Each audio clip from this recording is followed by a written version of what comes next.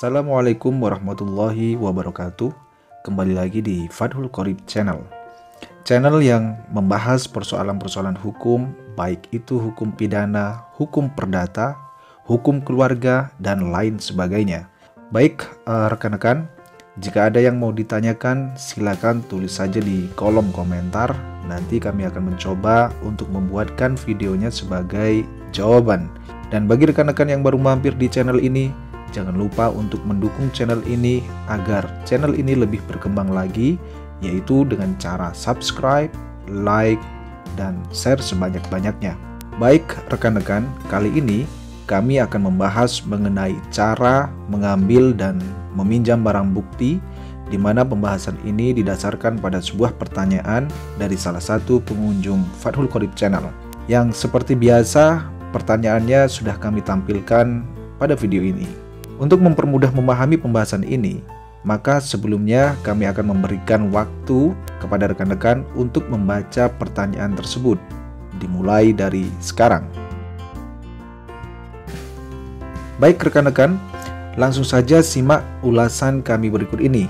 Dan memang peristiwa yang seperti ini seringkali terjadi di kehidupan masyarakat. Sebelum kami menjelaskan lebih lanjut terkait motor korban pencurian tersebut yang disita oleh penyidik, hal itu memang perlu dilakukan, yang keperluannya adalah untuk dipergunakan pembuktian tindak pidana yang terjadi. Tapi meskipun motor tersebut disita oleh penyidik, rekan-rekan, di sini rekan-rekan jangan khawatir, karena motor tersebut tetap bisa kembali kepada rekan-rekan, mengingat rekan-rekanlah yang memang berhak atau sebagai pemilik atas motor tersebut. Adapun kapan waktunya motor tersebut dikembalikan, yang jelas motor tersebut akan dikembalikan setelah perkara tindak pidana yang berupa pencurian itu sudah diputus oleh majelis hakim dan memiliki kekuatan hukum tetap, atau kalau dalam dunia hukum dikenal dengan sebutan ingkrah.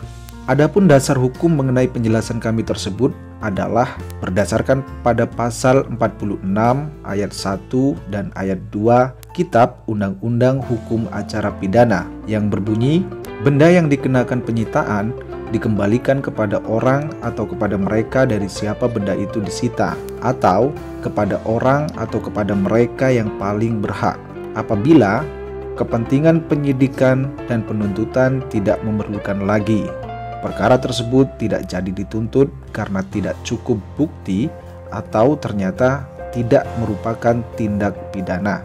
Perkara tersebut dikesampingkan untuk kepentingan umum atau perkara tersebut ditutup demi hukum, kecuali apabila benda itu diperoleh dari suatu tindak pidana atau yang dipergunakan untuk melakukan suatu tindak pidana.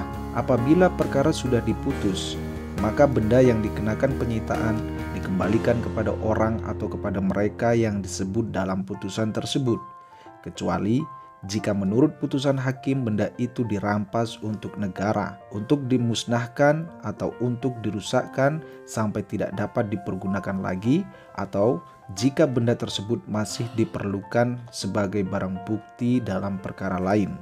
Rekan-rekan, mengingat rekan yang bertanya ini adalah korban dalam perkara pencurian tersebut, itu artinya rekan yang bertanya ini adalah orang yang dirugikan. Jadi logika hukum kami dan tentunya mengacu pada pasal 46 KUHP atau Kitab Undang-Undang Hukum Acara Pidana yang sudah kami bacakan tadi, maka setelah perkara tersebut diputus, rekan-rekan bisa mengambil kembali motor tersebut. Sekarang pertanyaannya adalah, apakah untuk bisa menggunakan motor tersebut hanya bisa setelah perkara tindak pidana tersebut diputus dan mempunyai kekuatan hukum tetap? Jawabannya adalah tidak. Artinya, jika rekan-rekan sangat memerlukan motor tersebut, maka rekan-rekan bisa mengupayakan untuk meminjam barang bukti yang berupa motor tersebut kepada penyidik. Tentunya hal itu harus sesuai dengan prosedur yang ada. Adapun mengenai prosedurnya adalah dengan cara mengajukan surat permohonan kepada atasan penyidik yang menangani perkara tersebut.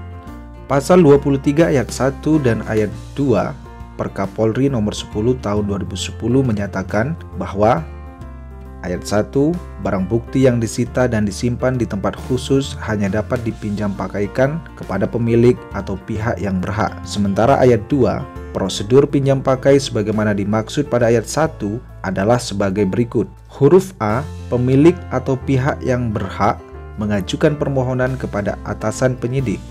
Huruf B, atasan penyidik melakukan penilaian dan pertimbangan untuk menolak atau mengabulkan permohonan tersebut. Dan huruf C, setelah permohonan dikabulkan, atasan penyidik membuat rekomendasi kepada ketua PPBB. Jadi rekan-rekan, menurut pasal 23 ayat 1 dan ayat 2 Perkapolri nomor 10 tahun 2010 tersebut, maka motor yang dijadikan sebagai barang bukti tersebut bisa saja dipakai atau dipergunakan meskipun sebelum adanya putusan pengadilan, yaitu dengan cara mengajukan surat permohonan pinjam pakai kepada atasan penyidik yang menangani perkara tersebut. Hanya saja rekan-rekan, aturan pelaksana yaitu Perkapolri nomor 10 tahun 2010 ini hanya berlaku untuk penyitaan barang bukti di tingkat kepolisian saja. Sementara jika perkara tersebut sudah dilimpahkan ke kejaksaan, maka aturan ini tidak berlaku lagi. Itulah jawaban kami tentang tata cara pengembalian dan peminjaman barang bukti yang dalam hal ini objeknya adalah motor yang dicuri. Sekian video kali ini, semoga bermanfaat. Wassalamualaikum warahmatullahi wabarakatuh.